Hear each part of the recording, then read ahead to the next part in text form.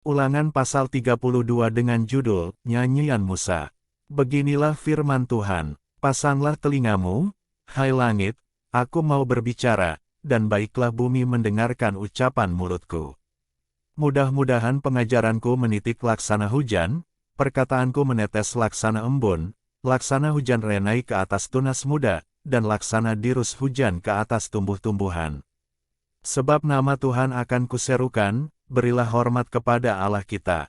Gunung batu, yang pekerjaannya sempurna, karena segala jalannya adil, Allah yang setia, dengan tiada kecurangan, adil dan benar Dia.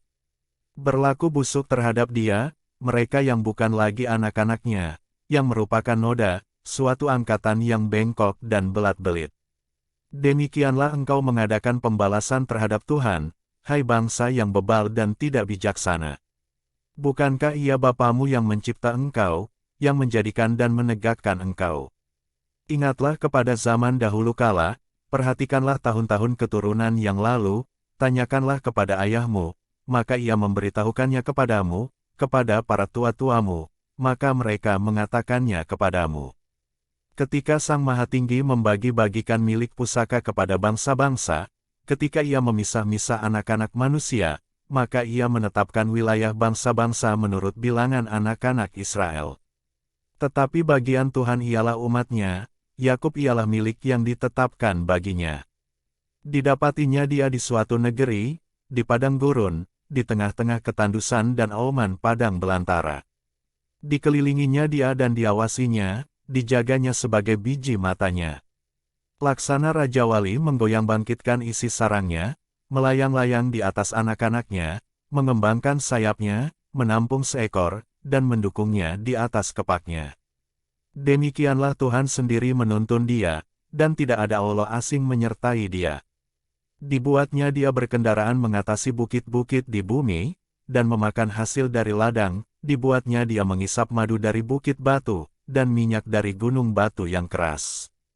Dadi dari lembu sapi dan susu kambing domba, dengan lemak anak-anak domba, dan domba-domba jantan dari Basan dan kambing-kambing jantan, dengan gandum yang terbaik juga darah buah anggur yang berbuih engkau minum.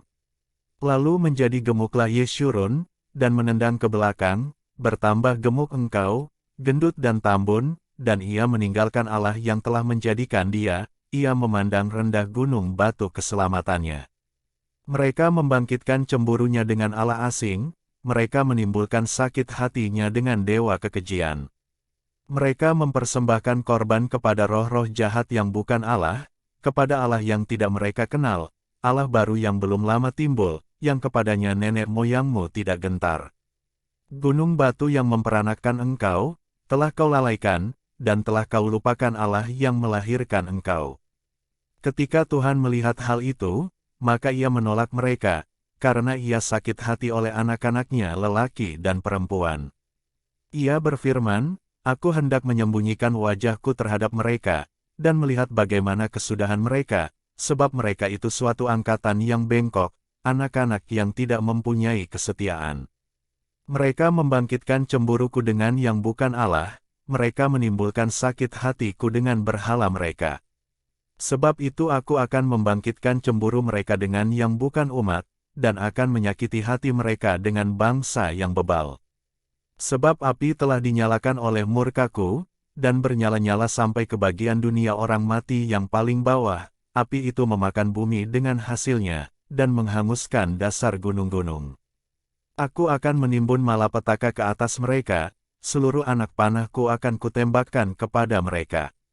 Apabila mereka sudah lemas karena lapar dan merana oleh demam yang membara, dan oleh penyakit sampar, maka aku akan melepaskan taring binatang buas kepada mereka, dengan racun binatang yang menjalar di dalam debu. Pedang di luar rumah dan kengerian di dalam kamar akan melenyapkan teruna maupun dara, anak menyusu serta orang ubanan. Seharusnya aku berfirman, aku meniupkan mereka, melenyapkan ingatan kepada mereka dari antara manusia. Tetapi aku khawatir disakiti hatiku oleh musuh, jangan-jangan lawan mereka salah mengerti, jangan-jangan mereka berkata, tangan kami jaya, bukanlah Tuhan yang melakukan semuanya ini.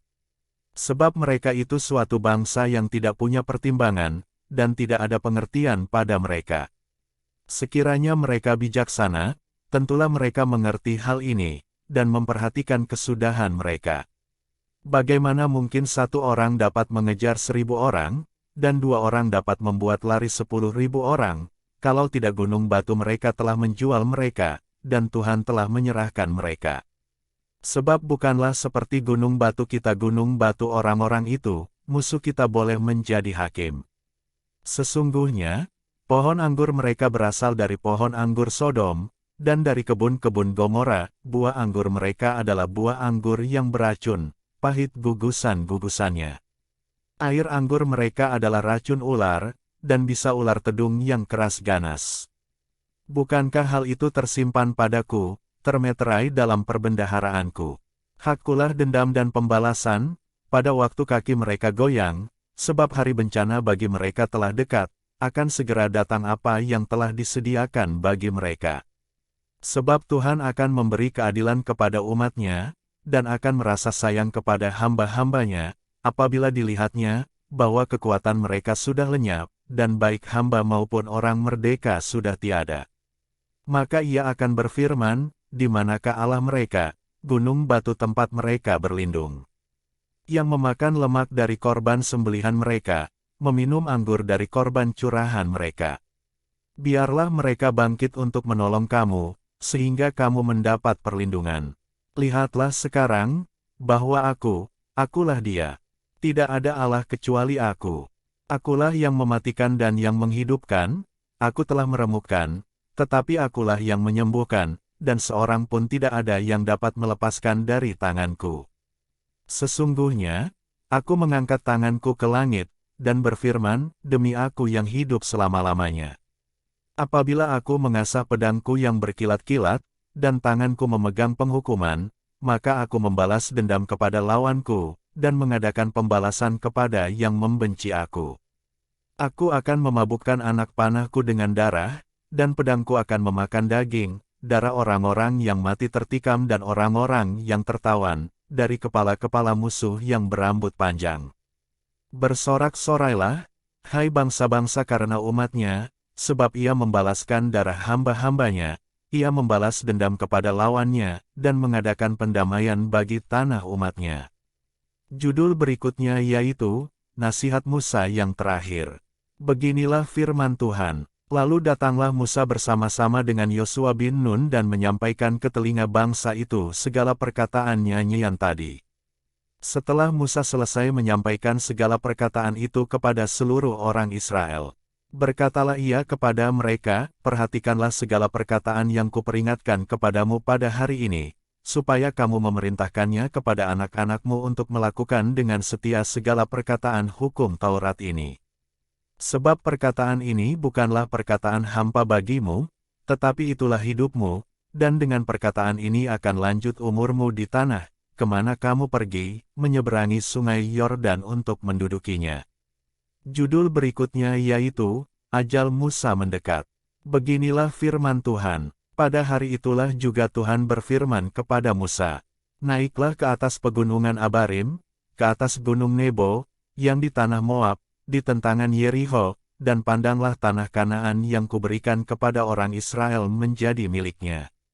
Kemudian engkau akan mati di atas gunung yang akan kau naiki itu, supaya engkau dikumpulkan kepada kaum leluhurmu, sama seperti Harun, kakakmu, sudah meninggal di gunung Hor dan dikumpulkan kepada kaum leluhurnya. Oleh sebab kamu telah berubah setia terhadap aku di tengah-tengah orang Israel, dekat mata air Meriba di Kades di padang gurun Zin, dan oleh sebab kamu tidak menghormati kekudusanku di tengah-tengah orang Israel. Engkau boleh melihat negeri itu terbentang di depanmu, tetapi tidak boleh masuk ke sana, ke negeri yang kuberikan kepada orang Israel. Demikian firman Tuhan. Tuhan Yesus memberkati.